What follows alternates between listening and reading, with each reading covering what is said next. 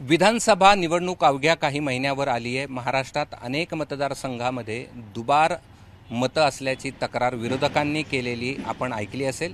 मात्र छत्रपती संभाजीनगरच्या सिल्लोडमध्ये युतीत असलेल्या भाजपाच तक्रार करत आहे की सिल्लोड या मतदारसंघामध्ये सिल्लोड शहरात केवळ सिल्लोड शहरात 27,000 अशी नावं आहेत की जी दुबार आहेत आणि त्यासाठी आपण पाहिलं तर ह्या सगळ्या मतदान याद्या ही सगळी मंडळी घेऊन आली आहेत। केवळ दुबार नावं नाही आहेत तर दुबार फोटो देखील आहेत, म्हणजे एकच फोटो दोन ठिकाणी आहे आणि त्याचं नाव सुद्धा वेगवेगळ्या प्रभागामध्ये आहे, वॉर्डमध्ये या ठिकाणी पाहायला मिळतंय। आपल्यासोबत भाजपाचे पदाधिकारी आहेत।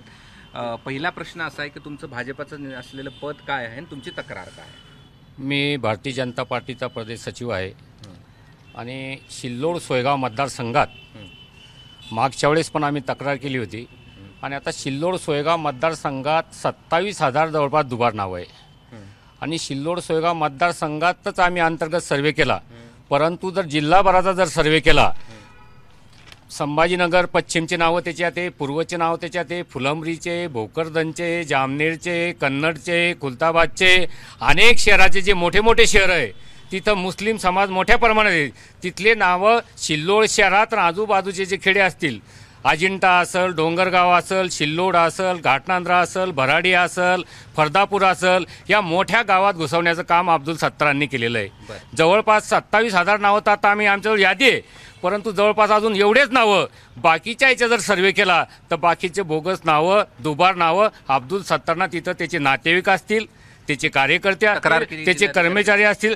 तक्रार जिल्हाधिकारी आम्ही रितसर केलेली आहे, जिल्हाधिकाऱ्यांनी पत्र काढलेलं आहे। एक उदाहरण सांगा, फोटोसह जरा दाखवा। हे बघा, हे एक नाव आहे, इथं फोटो आहे, त्याचा फोटो नाव एकच आहे आणि काय नाव आहे? हे शेख उमर खालिक आणि त्याचा हा फोटो आहे। हा फोटो दुबार नाव कुठे आहे आणखी? आता हे बघा, दुबार नाव हे नाव आहे एकच। इथं अनुक्रमांक 915 आहे। हो, आणि इथं हा तर आपण पाहिलं तर अशा पद्धतीचे दुबार नाव अशा अनेक ठिकाणी अशीच नावं आहे आणि आमची सर्वांची हीच मागणी आहे। आता परवा आम्ही एचडीएम साहेबाला निवेदन दिलं, सगळे केलं, परंतु त्यांनी सांगितलं की तुम्ही आम्ही चौकशी करतो। मला सांगा की तुम्ही भाजपाचे आहेत, तुमची युती आहे, तरी देखील तुम्ही तक्रार करताय? नाही, तक्रारीचा भाग असा आहे की सर्वसामान्य जे प्रत्येक वेळेला जे आहे जास्तीचं नाव नोंदणी करायचं आणि बोगसगिरी करून त्या ठिकाणी निवडून यायचं, कुठल्याही पक्षाचा असला तरी, आम्ही भाजपचे असले तरी त्या ठिकाणी हे जे होतंय हे अत्यंत चुकीचं होतंय। साधारणतः मतदारसंघामध्ये 50,000 नाव बोगस आहे आणि आम्ही आता तक्रार केली, तक्रारीत काय होईल आम्हाला सांगता येणार नाही, पण आम्ही या निवडणुकीमध्ये लक्ष ठेवून आहेत, जे कोणी डबल नाव मतदार करतील आम्ही त्याच्यावर या ठिकाणी त्याच्यावर कारवाई करायला त्या ठिकाणी प्रशासनाला भाग पाडू। काही शिक्षक त्यांच्या संस्थेतले दुबार आहेत असं तुमचं म्हणणं आहे? हो, त्यांच्या ज्या संस्थेवर जे शिक्षक आहेत त्यांचे नाव त्यांच्या गावाकडे पण आहे आणि सिल्लोड शहरात पण नोंदल्या गेलेले आहे आणि त्यांच्या अनेक नातेवाईकाचे जामनेर मतदारसंघातला असेल, भोकरदन मतदारसंघातला असेल, अनेक विधानसभा बाजूच्या तालुक्यातली नावं ही सिल्लोड विधानसभा मतदारसंघामध्ये नोंदवली गेलेली आहे। एखादं उदाहरण सांगताय? उदाहरणार्थ आता हे 174 जो आपला बूथ क्रमांक आहे त्याच्यामध्ये 793 वर शेख जुनेद ताज मोहम्मद शेख हे नाव आहे। सेम नाव 176 आपला जो बूथ क्रमांक आहे 163 नंबर शेख जुनेद ताज मोहम्मद, फोटो नाव एकदम सेम आहे। असे साधारणतः 50,000 मतदारसंघात आणि मतदारसंघाच्या बाहेरच्या तालुक्यातली नावं हे सिल्लोड सोयगाव विधानसभामध्ये नोंदवली गेली। आता जी 27,000ची तुम्ही तक्रार केली आहे त्यामध्ये खास करून मुस्लिम मतदारांचा जास्त समावेश आहे, ते पर्सेंटेज किती? यामध्ये जवळपास सिल्लोड विधानसभा मतदारसंघातले 3,43,000 मतदान आहे। त्यामध्ये मुस्लिम समाजाचे जे अब्दुल सत्तारचे जे नातेवाईक आहे किंवा त्यांची जे संस्थेवर जे काम करतात शिक्षक लोक वगैरे, तर त्यांच्या घरातले किंवा नातेवाईकांचे नावं जवळपास म्हणजे 85% हे जे 87,000 जे मतदान सिल्लोड विधानसभा मतदारसंघात दुबार आहे तर जवळपास 85% हे फक्त मुस्लिम समाजाचे नावं त्या दुबार ह्या यादीमध्ये आहे. आणि याच्यामध्ये एक विशेष म्हणून असं झालेलं आहे की बा जी आधार लिंक करायची तर आधार लिंक करायचा प्रोग्राम जो सुरू होता तर त्यावेळेस ज्या ठिकाणी बोगस नाव आहे तर त्या ठिकाणी आधार लिंक जास्त 25 ते 30% झालेली आहे. आणि इतर जे हिंदूबहुल एरिया आहे तर त्या ठिकाणी 90-95% आधार लिंक झालेले आहे. म्हणजे याचं कारणच असं आहे की बा ते लोक त्या ठिकाणी राहत नाही म्हणून 25 ते 30% फक्त आधार लिंक त्यांची ती आता मागणी झालेली काय?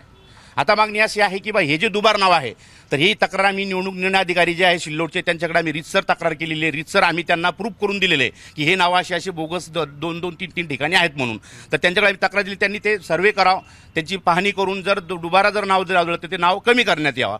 ते नाव जर त्यांनी जर कमी नाही केले समजा तर आम्हाला नाईलाजाने न्यायालयात जाऊन ते नावं दुबार नावं कमी करावं लागलं. अब्दुल सत्तार जे आहे तर हे मागील 15 वर्ष होऊन ह्या बोगस मतदारावरतीच ते निवडणूक जिंकत आहे.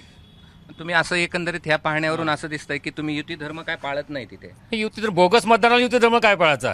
सत्यता बाहेर आली पाहिजे ना. जे मतदार ओरिजिनल तेच झालं पाहिजे. युती धर्मात जरी असले अब्दुल सत्तार तरी बोगस कसं काय करायचं? लोकसभेच्या निवडणुकीमध्ये त्यांनी जशा पद्धतीने युती धर्म पाळला ते स्वतः सांगतात की मी युतीचं काम केलं, आम्ही तसंच त्यांनी जसं लोकसभेत केलं आम्ही त्यापेक्षाही चांगलं त्यांचं या निवडणुकीमध्ये काम करू. तसंच करणार 100% तसंच करणार. बिलकुल जसा त्यांनी युती धर्म पाळलेला आहे त्याच लोकसभेत त्याच पद्धतीने आम्ही विधानसभेमध्ये युती धर्म पाळणार आहे. विधानसभेमध्ये आम्ही आमच्या पद्धतीनं काम करू आणि त्यांचा युती धर्म काय असो तर त्यांनी जशी गद्दारी केली तसं त्यांना दाखवू. आपण पाहिलं तर हे सगळे भाजपाचे पदाधिकारी आहेत, काही राज्याचे पदाधिकारी आहेत, काही शहराचे पदाधिकारी आहेत आणि त्यांनी सिल्लोड मतदारसंघामध्ये 27,000 दुबार नावं असल्याची तक्रार जिल्हाधिकाऱ्यांकडे केली आहे. आणि महाराष्ट्रातली ही पहिली अशी तक्रार आहे जी युतीत असलेल्या एका पक्षानं दुसऱ्या पक्षाच्या विरोधात केली आहे. आता यावरती प्रशासन काय निर्णय घेतं हे पाहणं महत्त्वाचं असेल. कॅमेरामन धनंजय दारुंटेसह मी कृष्णा केंडे, एबीपी माझा, छत्रपती संभाजीनगर. एबीपी माझा, उघडा डोळे बघा नीट.